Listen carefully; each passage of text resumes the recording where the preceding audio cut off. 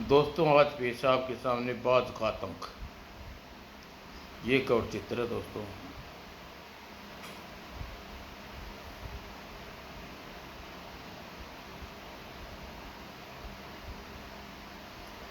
चक्रधरपुरम राज्य का मंत्री दुष्कर्मा उस श्याम पड़ोस के राज्य से वापस लौट रहा था। ओह, सूरज डूबने जा रहा है, मुझे अंधेरा होने से पहले नगर में पहुंच जाना चाहिए। स्टॉक, यह सोचकर उसने घोड़े को और तेज दौड़ा दिया।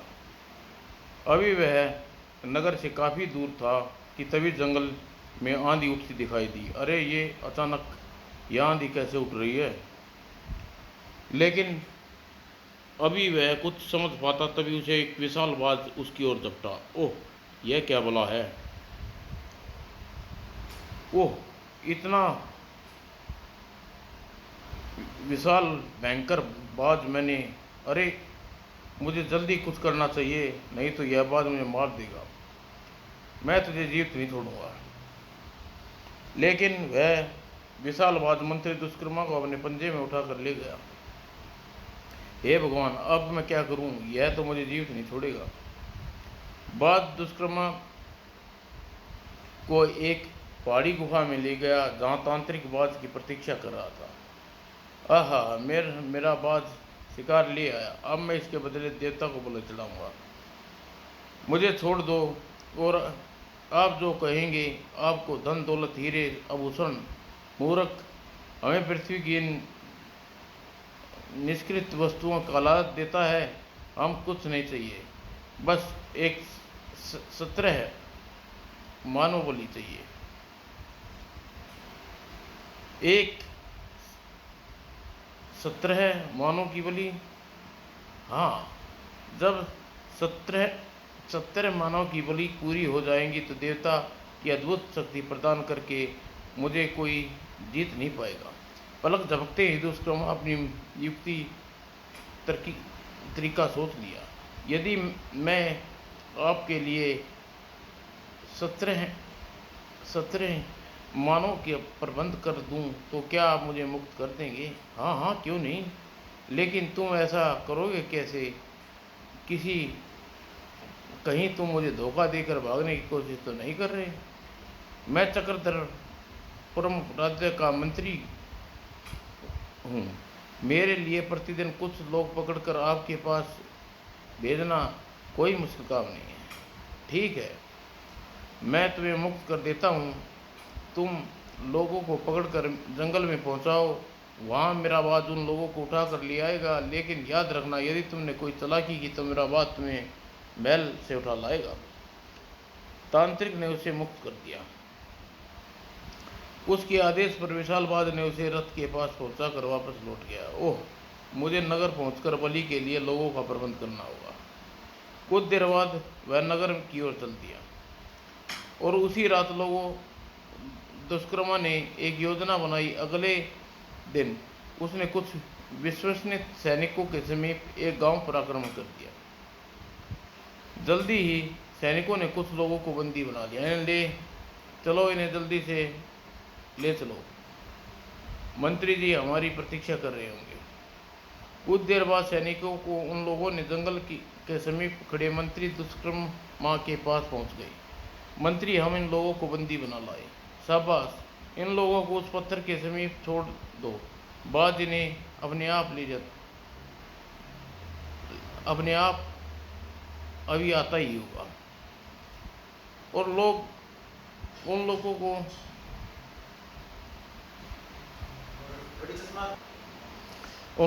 पत्थर के पास छोड़कर दूर खड़े सैनिक दुष्कर्मा बाज के आने की प्रतीक्षा करने लगे। कुछ ही देर में बाज उड़कर आता दिखाई दिया। च्यों च्यों, और समीप पहुंचते ही बाज ने झपट्टा मारकर उन लोगों को उठा लिया। बचाओ बचाओ बचाओ।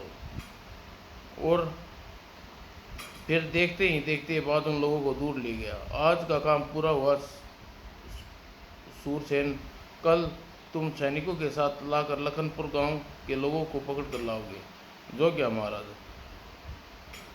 महामंत्री। फिर सब नगर की ओर लौट गए। अगले दिन दुष्कर्मा के विश्वस्त सैनिक लखनपुर गांव के आक्रमण करके कुछ लोगों को पकड़ लिया। बहुत देर हो गई है, महामंत्री हमारी प्रतीक्षा में ही होंगे।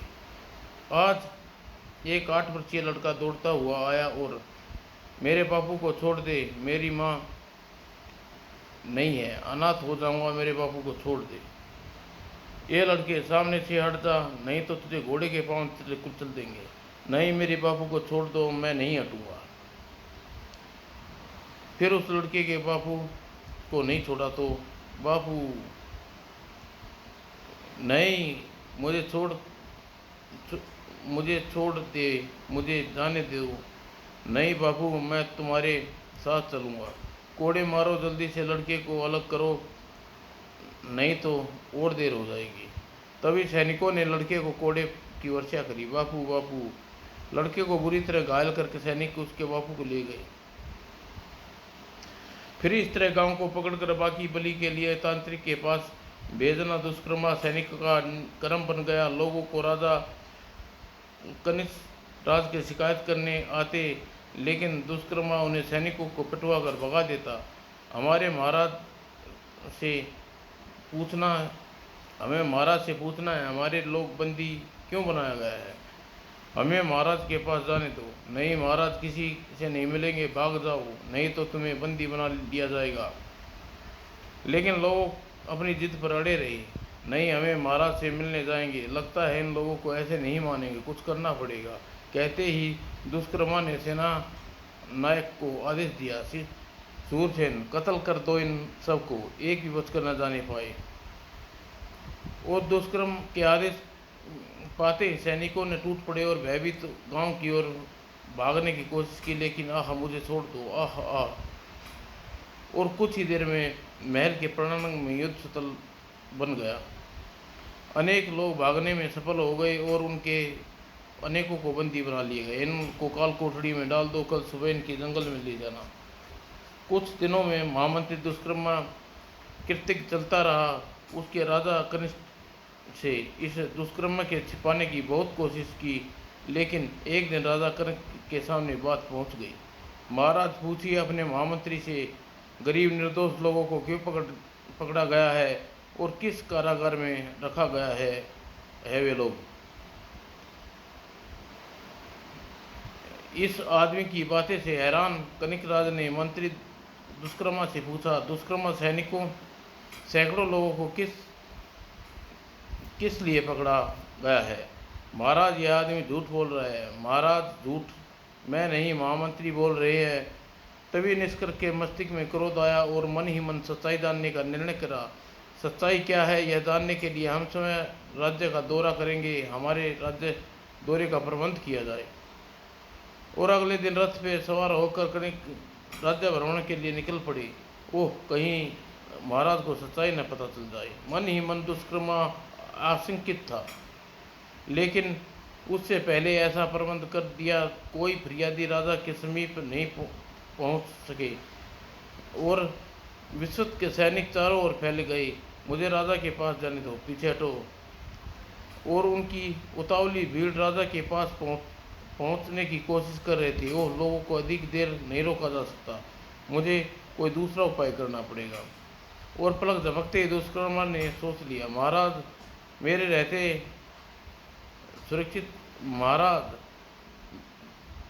मेरा सुरक्षित रहना मुश्किल हो गया है। क्यों ना महाराज को उस बात का शिकार बना दूं। मस्तिष्क में विचार आते ही उसने कनिष्क राज से कहा, महाराज सुना है जंगल में कोई भयंकर बाज लोगों को उठा कर ले जाता है। बाज लोगों को उठा कर ले जाता है, लेकिन यह बात पहले हमको क्यों नहीं बताई गई?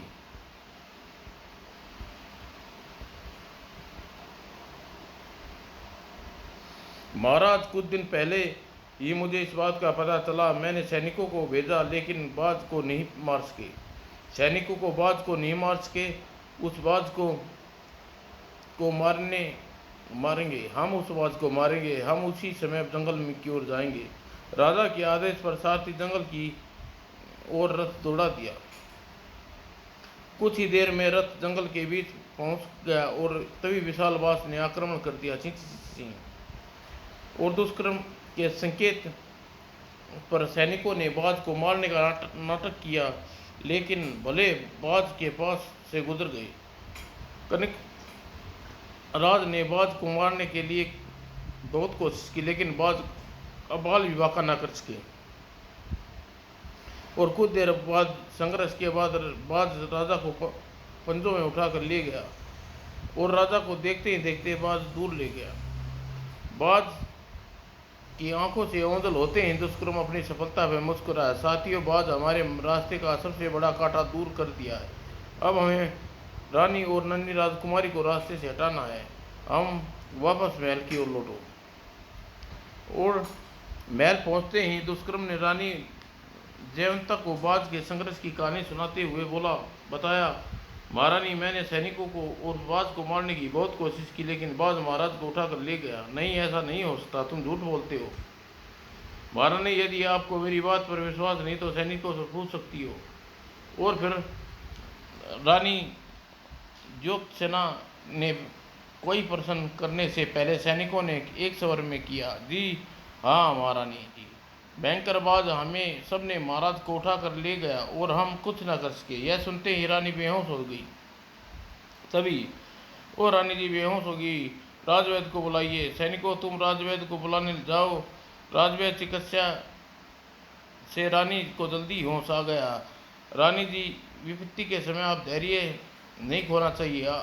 इस राज्य का उत्तर आप भी इस राज्य के उत्तर अधिकारी का इस राजगद्दी के उत्तराधिकारी का निर्वाह कोशिश करेंगे राजवैद्य जी। और ज्योत्सना की बहुत कुशलता के बाद राज संभाल लिया, लेकिन दुष्कर्मा भी रास्ते से हटा देने का षड्यंत्र में लगा हुआ था। साथियों, हमें जल्दी से रानी को भी बाज का शिकार बनाना होगा। इसके लिए कोई उचित समय देखकर रानी को जंगल की ओर दिशा में जाने की कोशिश करूंगा। उचित समय के लिए हमें अधिक प्रतीक्षा नहीं करनी पड़ेगी। महामंत्री जी, 3 दिन बहुत पुण्यशाह है। रानी जी देवी के महापूजा के लिए मंदिर जाएंगी। अरे हाँ, यह तो भूल ही गया था। देवी का मंदिर जाने के लिए रानी को नगर के बाहर रथ में जाना पड़ेगा, और जब रानी नगर से बाहर जाएगा तो सारथी जंगल से रथ दौड़ा देगा। लोग समझेंगे कि रथ बेकाबू हो गया है और पलक झपकते ही जंगल में पहुंचेगा और रानी को अपना शिकार बनाकर पल भर की देर नहीं लगेगी और हम इस राज्य का राजा होंगे और तुम मेरे मंत्री और सेनापति। हा हा हा। 3 दिन बाद ही नगर दुल्हन की तरह सजा हर कोई देवी की महापूजा की तैयारी कर रहा था। लोगों की भारी भीड़ नगर के बाहर बने देवी के मंदिर की ओर बढ़ रही थी और निश्चित समय पर ज्योत्सना रथ में बैठकर महल से बाहर निकली। नगर की सड़क पर गुजर कर जैसे ही रानी रथ नगर से बाहर पहुंचा, दुष्कर्मा के सारथी को संकेत किया और सारथी संकेत पाते ही सारथी ने लंबी सी कील चुपके से एक घोड़े की पीठ में घुसाई और विद्युत गति से दौड़ा। लोगों ने अपने आप को रथ के नीचे ढूंढता लोगों को अपने रथ के पीछे ढूंढता आगे की ओर बढ़ता चला गया। बचाओ बचाओ। और मंदिर की ओर जाते रथ ने सारथी को अचानक जंगल की ओर मोड़ दिया। और रथ को रोको सारथी। घोड़ा बेतिया रथ दौड़ने के जा रहा था। सारथी रथ को रोको। ओह जंगल, मैं क्या करूं, घोड़े रुक ही नहीं रहे। लेकिन रथ नहीं रुका और जंगल के बीच पहुंचकर तभी विशाल बाज अपनी शिकार के लिए को देखकर तेजी से रथ की ओर बढ़ा। ओह बाज, कहीं यह वही बात तो नहीं जो महाराज को उठाकर ले गया था। और पलक झपकते ही बाज ने रथ को अपने पंजों में उठा लिया। महामंत्री जी बचाओ। सैनिकों ने मंत्री को दुष्कर्मा को रथ ले जाते निश्चित खड़े देखते रहे। तभी एक सैनिक घोड़ा दौड़ा दिया। मैं रानी को बाज के शिकार नहीं बनने दूंगा। और देखते ही दुष्कर्मा चौंका। अरे, यह सैनिक रथ की ओर क्यों दौड़ रहा है? महामंत्री जी, यह हमारा साथी नहीं, ये महाराज का विश्वास पात्र सैनिक है। ओह, फिर तो इसको रोकना बहुत जरूरी है, नहीं तो यह काम बिगाड़ देगा। सूरसेन, इसको रोको। और लेकिन तभी सूरसेन और दूसरे सैनिकों उस के पास पहुंचते इससे पहले बाज को पूरी शक्ति से भाला फेंक चुका था। भाला बाज के पांव में लगा और उसकी पकड़ से छूट गया रथ। और रथ को जमीन में गिरते ही बाज फिर झपटा, लेकिन फिर सैनिकों को देखते ही बाज रानी को पंजे में उठाकर उड़ गया।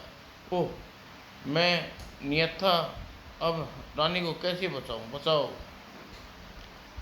और दुष्कर्मा रथ वापस पहुंचकर सूर्यसेन के आदेश दिया, रानी को बाज ले गया है। सूर्यसेन, अब राजकुमारी और दासियों को मौत के घाट उतार दो, इस राज्य का राजा बनेंगे। ओह, यह सब दुष्कर्मा का कुचक्कर है। नहीं, मैं ऐसा नहीं होने दूंगा।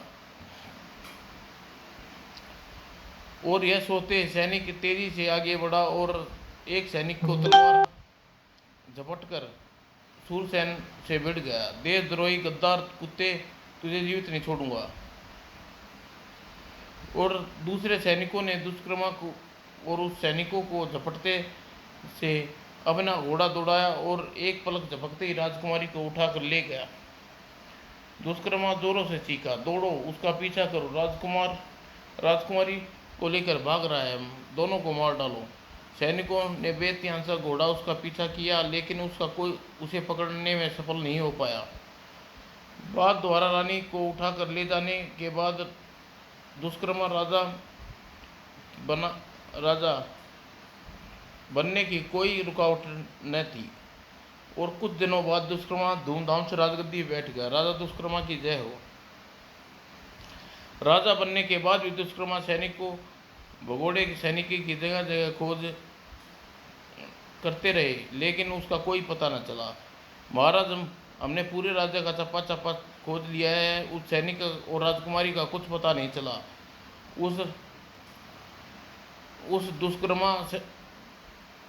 उस दुष्कर्मा तांत्रिक के पास बलि के लिए लोग पहुंचाता रहा। और इस तरह अनेक वर्ष बीत गए और दुष्कर्मा के अत्याचार बढ़ते जा रहे थे। सैनिकों गांव से लूट पार करते और एक दिन सेनापति मृत्युंजय के नेतृत्व में सैनिक की एक टुकड़ी भीषमपुर गांव की पर हमला कर दिया। भागो भागो भागो, बचाओ, जान बचाओ, पकड़ो मारो, भागो, भागने न पाए। कुछ ही देर में सैनिकों अनेक लोगों को पकड़ लिया। हमें छोड़ दो, हम अरे बच्चे भूख से मर जाएंगे, हमें सबको घसीटते ले चलो। लेकिन मृत्युंजय अपनी उन लोगों को लेकर एक कदम आगे बढ़ा था, तभी विद्युत की गति से एक लड़की पूर्णिमा आगे बढ़ी। रुक जाओ, इन लोगों को छोड़ दो। और ओह, सुना है चींटी की मौत आती है तो उसके पर निकल आते हैं।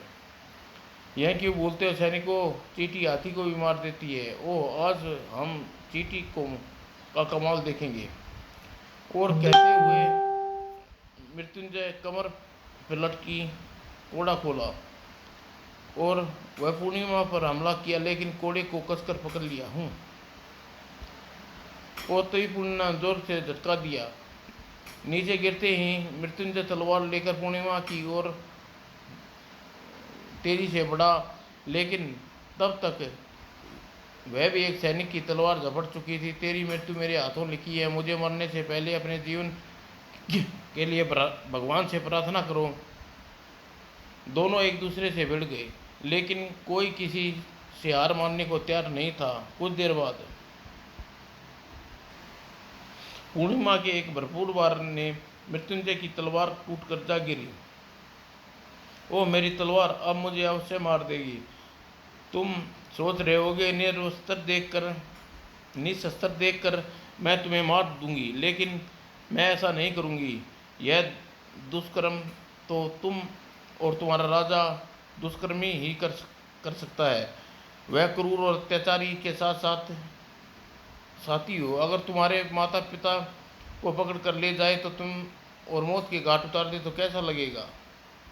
उसी पल मृत्युंजय ने मस्तिष्क में विद्युत क्रोध गई। उसकी आंखों के सामने अनेक वर्ष पहले का दृश्य उभरा। अरे मेरे बापू को छोड़ दो, आह आह। अगले ही पल अपने उस कुत्तों के आगे बढ़ने से रोक लो, नहीं तो मेरी तलवार तुम्हारे दो टुकड़े कर देगी। रुक जाओ, कुछ आगे नहीं बढ़ेगा, हट जाओ। सैनिक पीछे हट गए।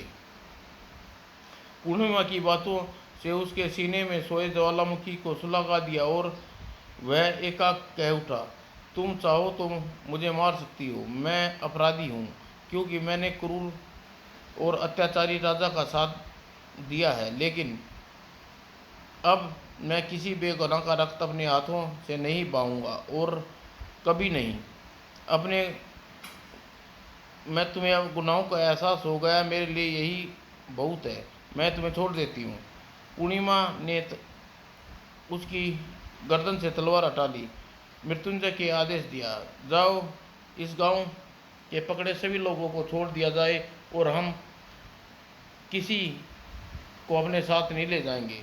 लेकिन सरदार, जब हमारा महाराज खाली हाथ लौटेंगे तो का पता चलेगा तो हमारी गर्दनें कटवा देंगे। महाराज की तलवार का वार अपनी गर्दन पर सहन करूँगा। तुम इन सब को मुक्त कर दो। और फिर कोई प्रतिरोध किए बिना सभी लोगों को छोड़ दिया। खाली हाथ लौटे मृत्युंजय देखकर दुष्कर्मा क्रोध से उबल पड़ा। यह क्या मृत्युंजय, तुम खाली हाथ लौटाए? तुम एक आदमी को भी पकड़ कर नहीं लाए। गरीब और बेगुनाह लोगों को पकड़कर मौत के मुंह में झोंक देना क्रूरता है, अन्याय है, और अब यह बेगुनाह नहीं हो सकता। मृत्युंजय, तुम इस प्रकार से जो कह रहे हो वह विद्रोह है, और ऐसे विद्रोह हमारे लिए एक ही दंड है, प्राण दंड। जानता हूँ महाराज, लेकिन अब मैं लोगों को बंदी नहीं बना सकता। दुष्कर्मा गुस्से में उबलता हुए कहा। दुरापद, मृत्युंजय को बंदी बनाकर काल कोठरी में डाल दो, सुबह इसके प्राण दंड देंगे। नहीं, कोई मुझे नहीं बंदी बना सकता। लेकिन दुष्कर्मा के संकेत पर दुरापद और सैनिकों ने उसे घेर लिया। तुम बचकर नहीं जा सकते, लेकिन तुम भी मुझे नहीं रोक सकते। और सैनिकों को मृत्युंजय पर टूटे, और तभी वह उछलकर उनके पार कर गया और सैनिक फिर तेजी से उसकी ओर दौड़े, और फिर वह उनके हाथों से दूर निकल गया। और फिर वह उछलता हुआ सीधा अपने घोड़े पर पहुंचा और पलक झपकते ही घोड़ा दौड़ा दिया। फिर कुछ देर में सैनिकों के से बहुत दूर निकल गया। ओह, वह भाग रहा है।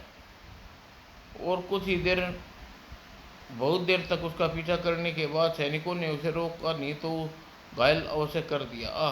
घायल मृत्युंजय के सैनिकों की आंखों से ओंजल हो गया और वह सैनिकों निराश होकर लौट आए। उसी शाम खेतों की में जाती पूर्णिमा को एक पेड़ के पास लोगों की भीड़ देखकर चौंकी। उसके पास जाकर देखा, अरे यह तो सैनिक है जिसने सुबह मेरी लड़ाई हुई थी, लेकिन यह बेहोश क्यों पड़ा है? यह तो दुष्ट राजा सैनिक है, इसे मार दो। हाँ हाँ, साफ जीवित नहीं छोड़ना चाहिए। नहीं नहीं, कोई नहीं मारेगा, यह घायल है और बेहोश है। किसी एसआई को मारना बहादुरी का काम नहीं। सभी लोगों ने ऊपर ही रुक गई।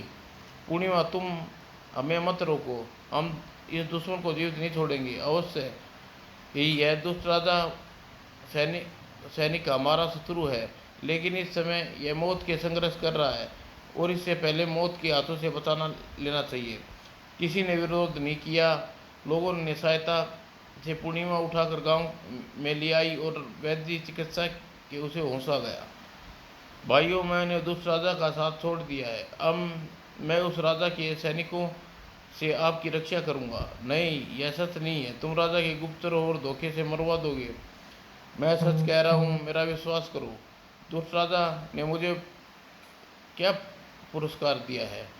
यह तुम्हारा कोई नाटक हो सकता है, तुम से यहाँ से चले जाओ और हमें हमारे भाग्य के सारे छोड़ दो। हाँ हाँ, तुम चले जाओ। मृत्युंजय वहाँ खड़े खड़े लोगों को देखा, लेकिन किसी ने उसकी आंखों में आशा की कोई झलक नहीं आई। वह निराश होकर एक ओर चल दिया। ठहरो, रुक जाओ। तुम इसी गांव में रहोगे, लेकिन तुम्हें अपनी बात पर विश्वास दिलाना होगा। मैं तुम्हें जल्दी ही विश्वास दिला दूंगा कि यह सच है। ठीक है, हम कुछ दिन प्रतीक्षा करेंगे, लेकिन तुम असफल रहे तो तुम्हें तुरंत गांव छोड़कर जाना होगा।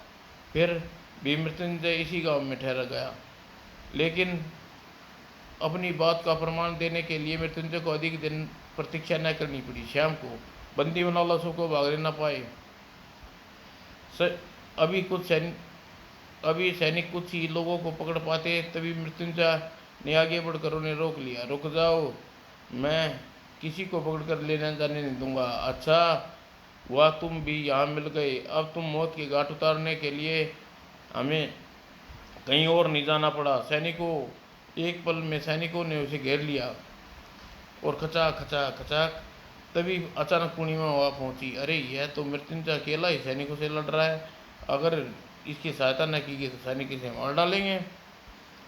और एकाएक पूर्णिमा जोर से चीख उठी, गाँव वालों, तुम सब अपनी घरों में छिपकर क्यों बैठे हो? बाहर आओ और मृत्युंजय की सहायता करो। अब सबके लिए अपने प्राणों की बाजी लगा रहा है।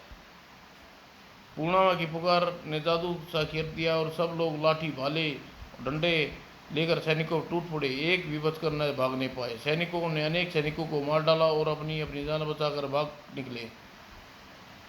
गांव वालों ने मृत्युंजय को अपने कंधों हाथों में उठा लिया। मृत्युंजय की जय हो। मृत्युंजय ने गांव के नवयुवक को शस्त्र चलाने की परीक्षण शुरू कर दिया है और कुछ ही दिनों में आसपास के गांव के लोगों भी उनसे मिलते चले गए। इधर गुप्तचरों ने सूचना मिलने पर दुष्कर्म आक्रमण की बात सोच रहा था और मृत्युंजय किसी दूसरी ही योजना में खोया था। साथियों, मैं जानता हूँ दुष्कर्म लोगों को पकड़कर एक अन्य बाज को सौंप देता है। वह बाज लोगों को कहाँ ले जाता है कोई मालूम नहीं। तो फिर हम सब मिलकर उस बाज को मार डालें। हाँ हाँ, उस बाज को मार डालेंगे। लेकिन वह बाज मारना इतना सरल नहीं है, अद्भुत बाज है, उसे कैसा मारा जा सकता है? कुछ सोचने पर मृत्युंजय ने कहा, उस बाज को अवश्य ही कोई आदमी संचालित करता होगा। हम उसका पता करने पर उस बाज को काबू नहीं कर हो सकता। मैं जंगल के पास उस बाज की प्रतीक्षा करूंगा। बाज मुझे पकड़ कर ले जाएगा। तुम लोग बाज का पीछा करते मेरे पास पहुंच जाना। फिर हम उस व्यक्ति को मार देंगे। लेकिन आपको कैसे पता चलेगा? योजना अनुसार अगले दिन मृत्युंजय जंगल के समीप पहुंचा। सभी लोग झाड़ियों में छुप गए और निर्धारित समय पर बाज आया और मृत्युंजय को उठाकर ले गया। बाज मृत्युंजय को ले जा रहा है, हमें उसका पीछा करना चाहिए। और बाज को देखते ही देखते एक दिशा में दौड़ पड़ा। कुछ ही देर में बाज उन लोगों की आंखों से ओझल हो गया। अरे, बाज तो आंखों से ओझल हो गया। आह, अब क्या करें? पता नहीं बाज मृत्युंजय को कहाँ ले गया। लोग इधर उधर ढूंढते रहे, निराशा होकर लौट पड़े। मृत्युंजय को तांत्रिक की गुहा में ले गया। हा हा हा, बलि के लिए शिकार ले आया। यह मेरी अंतिम बलि है। इसके बाद मेरे पास शक्ति होगी। मैं नागराज को भी मार दूंगा। उधर बाज मृत्युंजय को उठाकर ले गया और दुष्कर्म भीषण आक्रमण कर दिया। पूर्णिमा रणचंडी बनी, सैनिकों पर टूट पड़ी। सैनिकों को मारती पूर्णिमा दुष्कर्मा के पास पहुंची। दुष्कर्मा, तेरे दुष्कर्मों का अंत होने वाला है। बीच के दुरापद उससे भिड़ गया। गांव के लोगों ने सैनिकों को कड़ा मुकाबला किया। पूर्णिमा भी बहुत बहादुरी से लड़ी, लेकिन दुष्कर्मा की विशाल सेना से पराजित होकर संभव संभव नहीं था। अतः बहुत से लोगों के साथ पूर्णिमा भी बंदी बना लिया गया। चलो महाराज, अब तुम्हारा फैसला करेंगे। ओह नहीं, वह बहुत सुंदर है, इसे मेरे महल में होना चाहिए। दुर द्रौपदी, इसे मेरे महल में ले आओ, इसका फैसला हम वहीं करेंगे। और द्रौपदी ने पूर्णिमा को महल पहुंचा दिया। और जब वह महल में द्रौपदी पूर्णिमा के विवाह के लिए कहा तो स्पष्ट मना कर दिया। यह दुष्कर्म आग बुला उठा। नादान लड़की, तू नहीं जानती विवाह से इनकार करने के बाद तू कितनी भयंकर सजा देंगे। तुम कितनी भी भयंकर सजा दे क्यों ना दो, मैं तुमसे विवाह नहीं करूँगी। मैं भी देखता हूँ तो कब तक इंतजार करती है। मैं आज ही भयंकर बाज का शिकार बना दूंगा। आह, बाज का शिकार? उप वह भी पूर्णिमा के ने उससे विवाह करना स्वीकार नहीं किया और क्रोध में पागल हुआ दुष्कर्मा तांत्रिक ने के पास गुफा में ले गया और मृत्युंजय को बंदी के रूप में देखकर पूर्णिमा चौंकी। ओह, मृत्युंजय यहाँ पर है।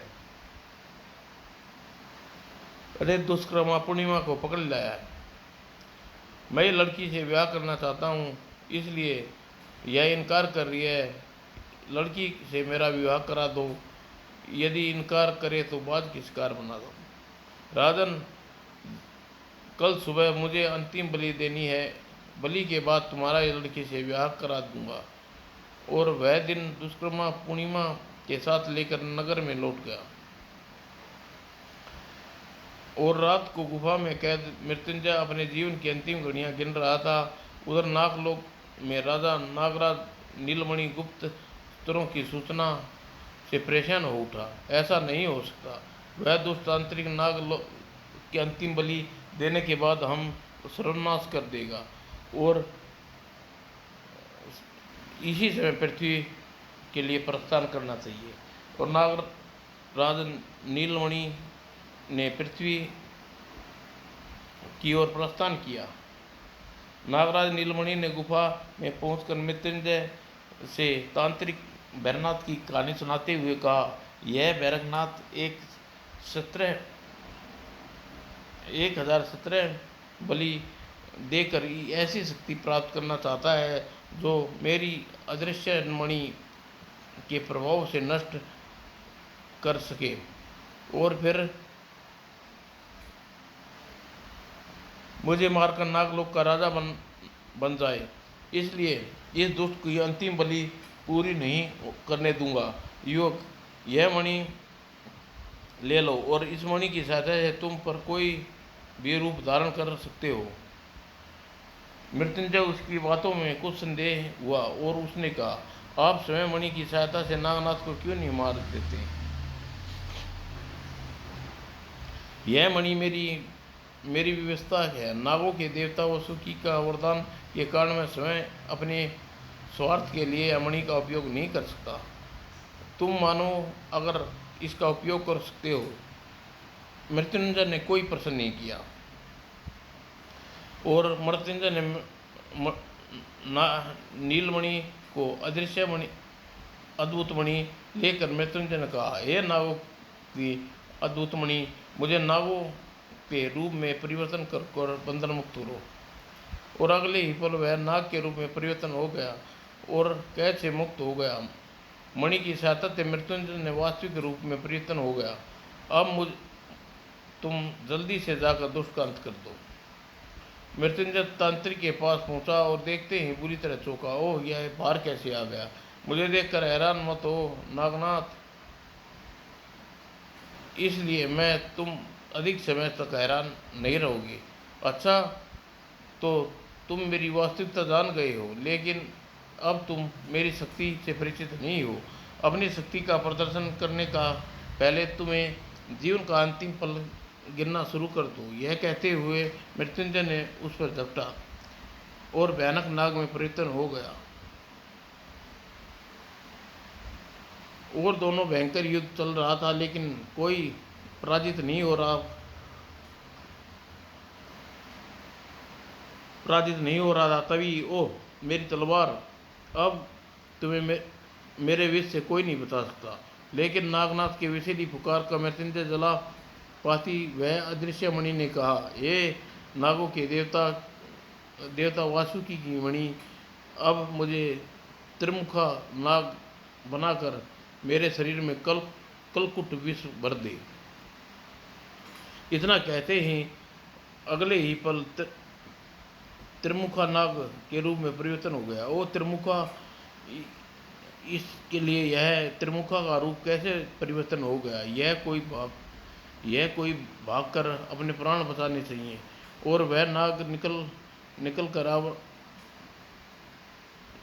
अभी नागनाथ वहाँ से दूर भाग पाता। त्रिमुखा नाग बने मृत्युंजय ने अपनी विष विकार से जला दिया। बचाओ बचाओ बचाओ। नागराज मरते ही जादुई विशाल बाज भी नष्ट हो गया और नागनाथ को मारकर मृत्युंजय सिरधी दुष्कर्मा के महल में पहुंचा। दुष्ट तांत्रिक की कैसे कैसे निकली आई।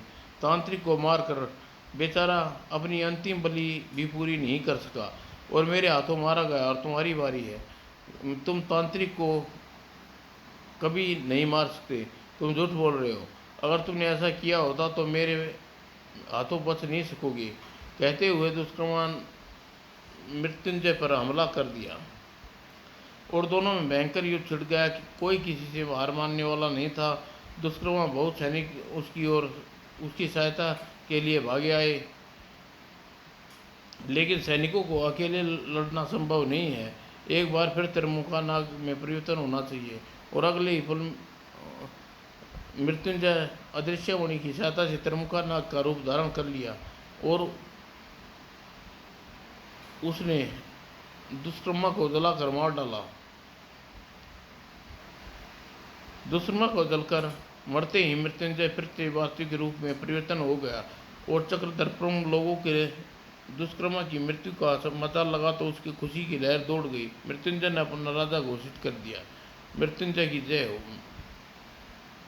और जब मृत्युंजय राजगद्दी पे बैठ जा रहा था तभी पूर्णिमा के पिता ने भीतर प्रवेश किया। ठहरो, मृत्युंजय को राजगद्दी पर नहीं बैठाया जा सकता।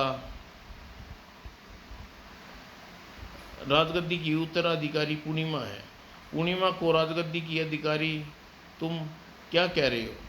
मैं सच कह रहा हूँ। पूर्णिमा मेरी बेटी नहीं बल्कि महाराज कनिष्क राज की राजकुमारी है और दुष्कर्मा के हाथों बचाने के लिए सैनिक लेकर भागा था। वह सैनिक तुम्हें वह सैनिक कहाँ मिला और कैसे तुमने नन्ही राजकुमारी को प्राप्त किया? वह सैनिक ने मुझे ढूंढने की आवश्यकता नहीं, क्योंकि वह सैनिक मैं था। मैंने ही इस राजकुमारी को पाला और इसकी आपको विश्वास ना हो तो इसके गले में स्वर्ण हार देख लो। और राजकुमारी के गले में हार देखते ही राजगुरु ने राजकुमारी को पहचान लिया। सचमुच ही नन्ही राजकुमारी है। और राजगुरु के इतना कहते हैं लोगों ने पूर्णिमा की जय जयकार घोषित कर दी और राजगद्दी पर बैठने के लिए कहा। तभी यह ठीक है, राजगद्दी पर बैठने का अधिकार मेरा है, लेकिन मृत्युंजय का साहस और शक्ति भी भुलाया नहीं जा सकता। इसलिए स्वयं राजगद्दी को मृत्युंजय को सौंपती हूँ। और फिर भी मृत्युंजय को ही राजा बनाया गया। कुछ दिनों बाद मृत्युंजय पूर्णिमा का विवाह हो गया। महाराज मृत्युंजय और राजकुमारी पूर्णिमा की जय हो। समाप्त दोस्तों।